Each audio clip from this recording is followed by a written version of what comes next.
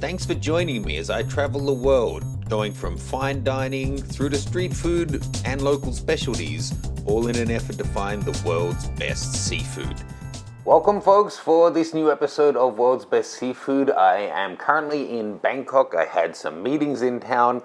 Just across the road from there was a good looking and highly rated Japanese that wasn't crazily expensive like some things in Bangkok are. It's either crazy expensive or crazy cheap.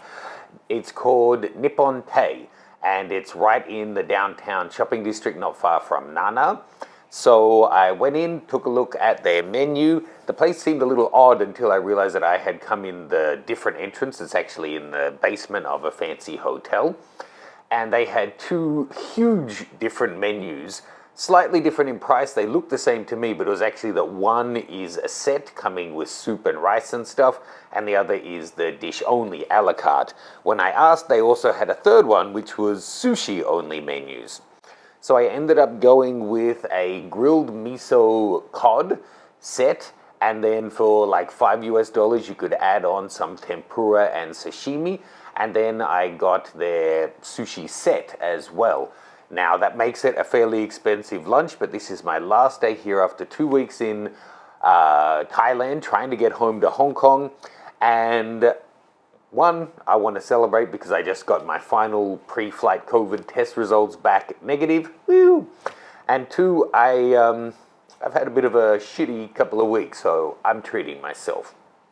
Now, to be fair, I wouldn't normally eat this kind of a meal in this way, having fried food and grilled food and soup and sashimi and sushi takeaway, because a good Japanese restaurant makes the effort to have everything at the right temperature when it arrives to you.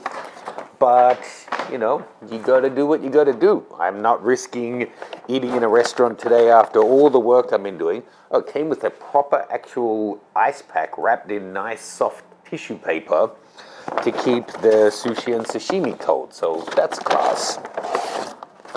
And I can say without tasting it, the sushi is good.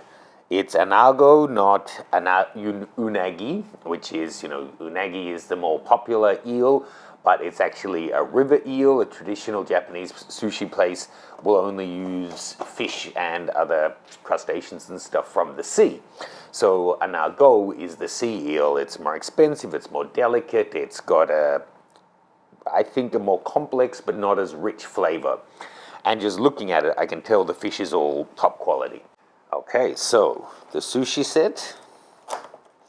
It was their kind of signature set. They had more expensive options that were omakases, but on their normal sushi set, this was the top one. So we've got sea urchin, maguro red tuna, salmon eggs, anago, hotate, scallop, sake, salmon.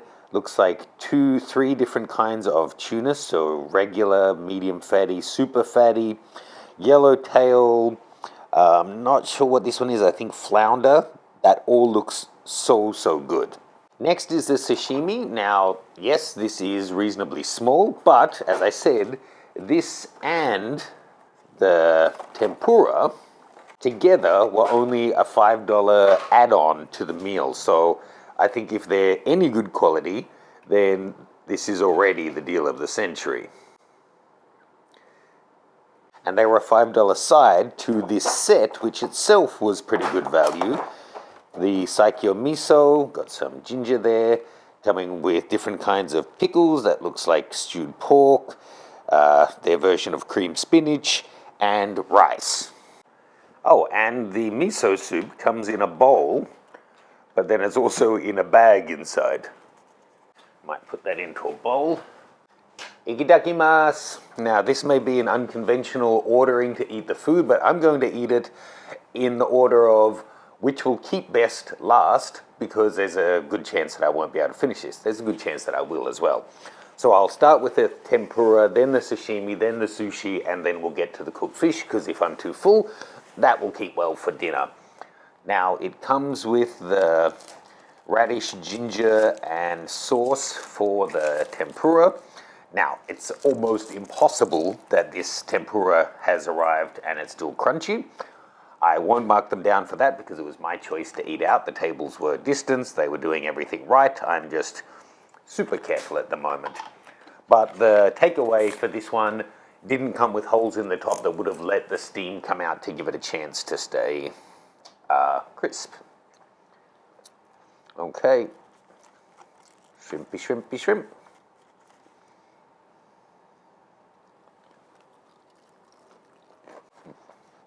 As I thought, it's not crispy anymore, only the tips.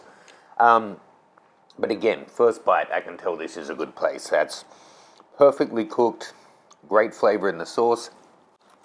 I might just have to get takeaway from them again for dinner if I do get through this. Yeah, if that were a bit warmer and crisp like it would have been at the table, it'd be perfect, so no complaints.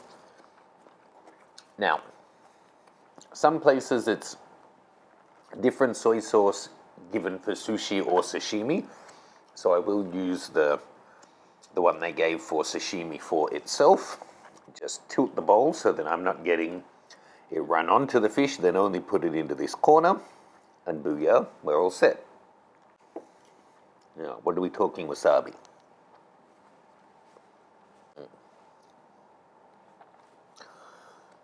Not real, and really too strong horseradish. Should probably keep this here so I don't get soy sauce all over the place setting. Nice salmon.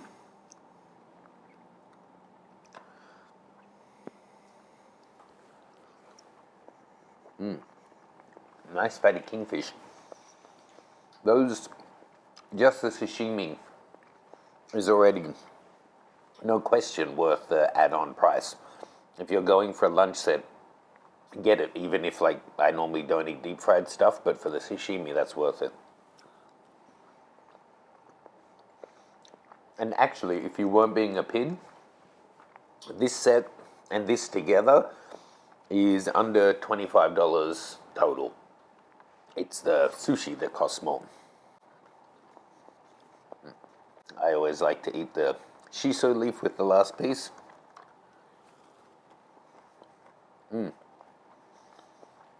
Outstanding.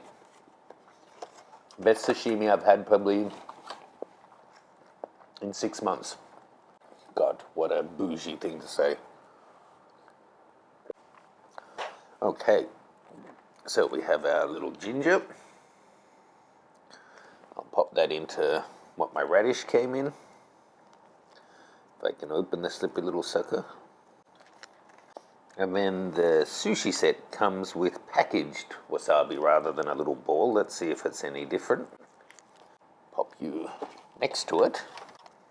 Yeah, it looks different. I think this one's even cheaper.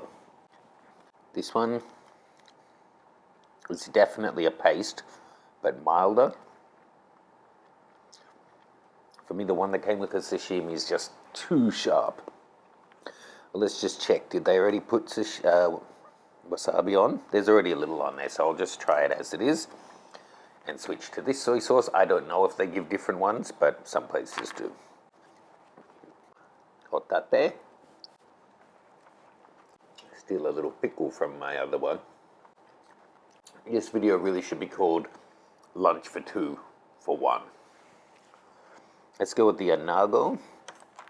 There's no anago sauce, no. So you can see much lighter color, much more delicate. It does have tiny bones in it, but they're totally edible. Again, it's just my choice to eat at home, so the anago is better slightly warm, but seeing they took the care of giving me this ice pack, everything has arrived kind of chilled.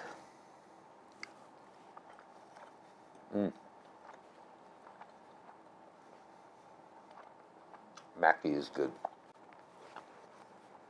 Where do you stand on this? Save the best piece till last, or have the best piece first whilst you're hungriest so you get the most enjoyment from it? I don't know.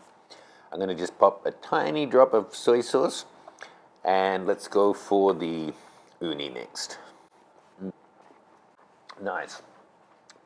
Very mild, creamy, not super rich, but also perfect texture. No little gritty bits that even the best place sometimes can't help but get in there. Let's go with a piece of medium fatty tuna. It's kind of like the lottery. Who's going to get chosen next? But you don't want to win.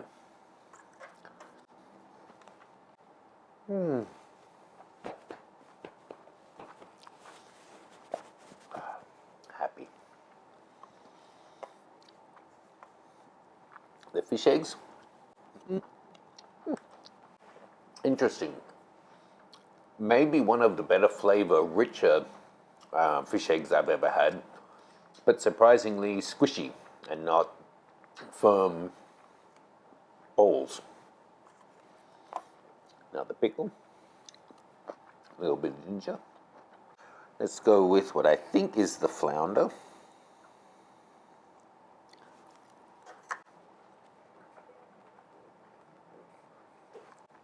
Try a little bit of this pork. Yum.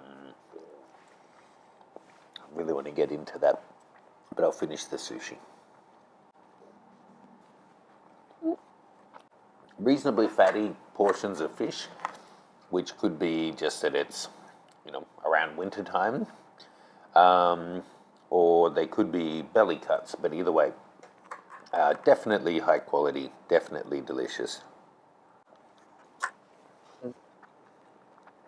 So a couple of days ago, I was on a photo shoot in an abandoned warehouse, and I stepped on a big rusty nail that went about an inch into my foot. I ended up in the emergency room here. And this is so tasty, I haven't even thought about my aching foot since I cracked open the boxes. Let's go with the maguro.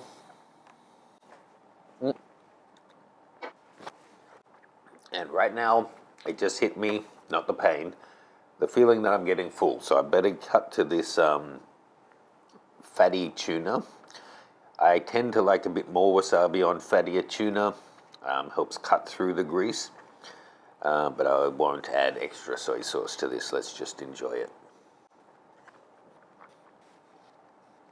Now this is going to sound like a totally snobby thing to say, but I've been really lucky in the years to go to Japan dozens of times and to eat at some of the best sushi bars around. The fish at this place is, and the cutting, to my not expert opinion, but whatever, is really good for the price point. I think great value, but the rice just isn't as good as you would have at a place with this quality of fish in Tokyo. So thinking of my favorite one in Tokyo, a sushi set does cost more than this, but you get more sides and stuff. But the fish is this quality or maybe a little bit ahead, but the rice, and again, I brought it home. I'm not blaming this place, but the rice is at a better temperature with a better flavor. The consistency and texture of it is slightly different as well. It's like pizza in New York. There's something about sushi in Japan and maybe noodles in Shanghai. I don't know, but little thing. I would still very, very happily go back to here at this price point. It's just the rice isn't quite at the level of the fish, and most good sushi chefs will say that rice is half the importance of the sushi or even more. I think my theory backfired on me. That piece of fish was okay, but the weakest of all of them. So I kind of wish I hadn't finished on that.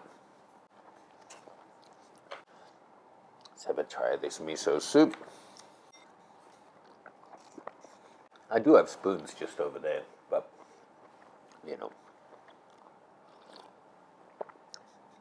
nice and refreshing. Now, just so that I can comment on everything before I finish the video, although I can't fit all of this in. The pork was good. The pickled cucumber, the pickles were all good. The spinach, really nice. So this is in like a sesame sauce. This one maybe too, but it's not as creamy. It's really nice actually. And after the blood loss in my foot, I'm trying to eat more leafy greens. Let's test the Saikyo miso.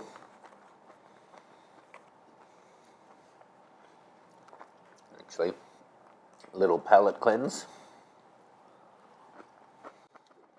This is one of my favorite dishes, so let's see how's this.